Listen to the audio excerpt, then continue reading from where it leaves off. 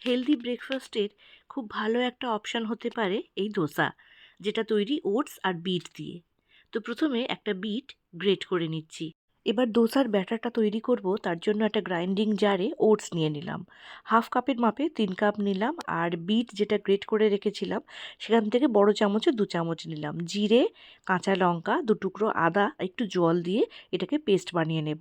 তবে এটা অনেকটা ঘন রয়েছে, আর দোসার ব্যাটারের জন্য এটাকে একটু পাতলা করতে হবে। তাই জল দিয়ে দিলাম, দিয়ে এবারে অল্প একটু নুন দেব। নুন দিয়ে এটাকে ভালো করে মিশিয়ে নিয়ে রেখে দেব। এবার দোসা স্টাফিংয়ের জন্য নিয়েছি একটু পনির। পনিরটাকে গ্রেট করে নিয়েছি।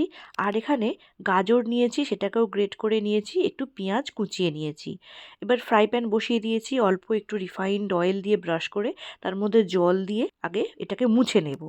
এবার এক হাতা ব্যাটার দিয়ে যেমনভাবে দোসা তৈরি করা হয়, এই হাতার পিছন দিকটা দিয়ে ঘুরিয়ে ঘুরিয়ে যতটা সম্ভব পাতলা করে দিতে হবে।